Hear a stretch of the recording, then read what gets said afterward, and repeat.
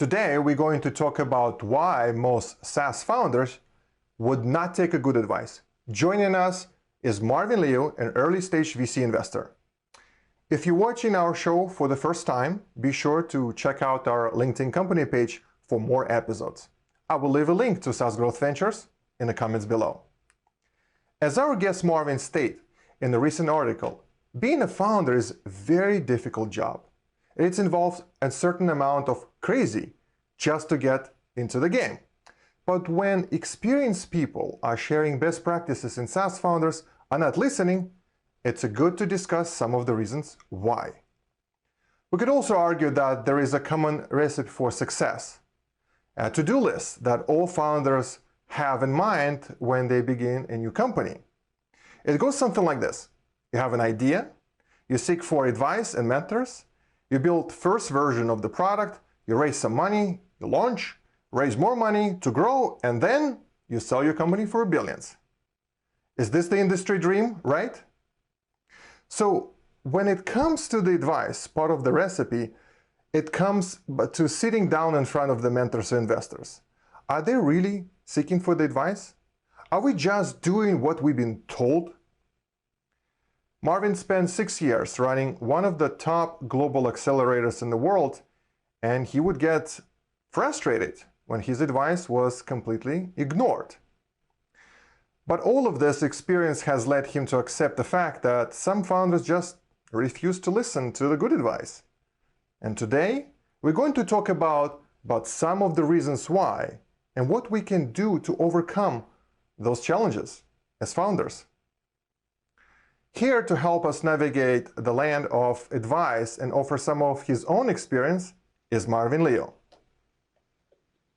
Thank you so much for joining us, Marvin. Please take a moment to introduce yourself and tell us a little bit about your focus area. Hey, Artem, thanks so much for having me. Really honored. So name is Marvin. Have been here in Silicon Valley 21 years, did startups, was an executive at Yahoo, angel investor, then sort of was a partner at 500 startups. And now I'm mainly sort of like helping startup founders. I'm mentoring a lot of startup accelerators and advising a bunch of family offices and new emerging VC funds. And SaaS is an area that I have had some success in. And so trying to be sort of like digging in a little bit more. Great. Thanks for the intro. Now, let's jump into today's topic. You recently published an article titled, Why Most Founders Don't Take a Good Advice.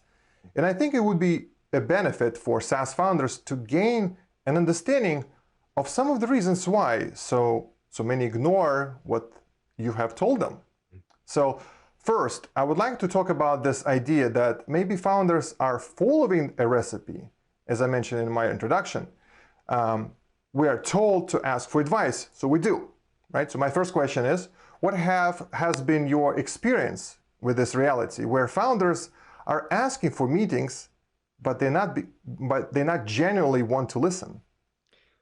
Yeah, I think, like you said, there's a tick box, right? And they're like, well, I'm going to take these meetings because that's what I'm supposed to be doing. I'm supposed to ask for advice. Sometimes it's a way to asking for advice is a way to sort of try to get money, right? Like, ask for advice, get money, sort of ask for money, you get advice.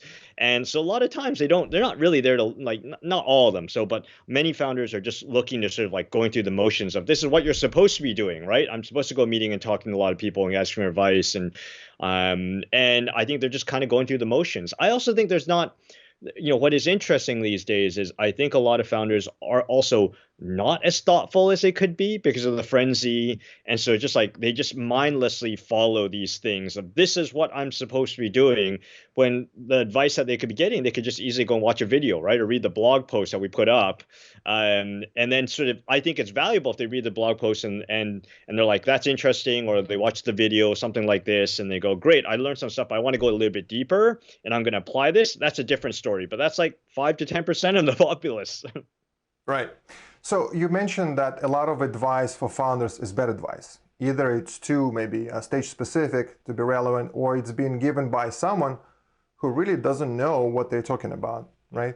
An article I read recently said that you are only as good as 5 people you spend the most time with. So my question is, Do you think it's true? And do you have any advice on how to build a network that is full of experienced advisors? Yeah, I think I do think it's true, right? I think anyone who's been successful, you take a look at, like I said, the average of the five people you spend time with, and the most time with, like if you spend time with, like, high quality people, like other like super talented entrepreneurs or very talented investors, like your just bar just goes up overall. Right. And I do think one of the things, without sort of making it sound super transactional, just like that is one of the great things of Silicon Valley, just like so many super smart people here, and you're just going to be able to find your tribe, right? Hopefully people that hold also very, very high standards. And but at the same time, you also have to sort of, when you're asking for advice, you want to be looking at the background of these people, where it's like, are you even qualified to be giving advice? Like, if you're an entrepreneur and your success is in, let's say we're talking, you're a B2B SaaS entrepreneur and you're targeting the enterprise space, and you're getting advice from a consumer person, like as successful as they are, you want to just dig in a little bit more. Just like, okay, is this advice relevant or not? Even though you're super successful, is your experience relevant to mine, right? Or is there some sort of like nugget or insight that could be useful? I don't know, but you want to have some filter as well too. Got it. Yeah. So in your article, you talk about experiential learning, which is basically just learning by experience. And your argument here is that some things really can only be learned through hands-on experience. Yeah. So my next question is, when it comes to experiential learning, is there any particular advice that you repeatedly see founders ignore? Something that you have told them other times and times again, but still no one ever listens? Yeah, so I think one example I think we discussed before is like, the sort of like hire slow, fire fast, right? Yeah. Somebody's not performing, you have to sort of like be nice about it, but you have to sort of like end the partnership or the relationship very, very quickly. But that's hard to do, right? Like a lot of founders, like that's a hard conversation, and a lot of times they feel they failed, and so like they just put that decision off, right? Or like, oh, it's not their fault, but it actually costs you and your business money, and actually you aren't doing them any favors. I think you just have to go through that. And that's advice I give frequently. Like talk to customers, like figure out your ICP. Like these are two very basic things. They don't do that. They're like, I know my customers. I'm like, well, have you really like validate this thing? And they don't validate it. They're like, yeah, I've talked to two customers. Like, this is good enough. I'm like, well, it's just they have to learn, right? Like they have to learn. Or another one, you're undercharging, right? Like double your pricing. Like you're dramatically undercharging. That's super common too. Yeah, great examples. Yeah. So next you mention issue with cognitive dissonance when accepting advice. A common example is when someone knows smoking is bad for their health,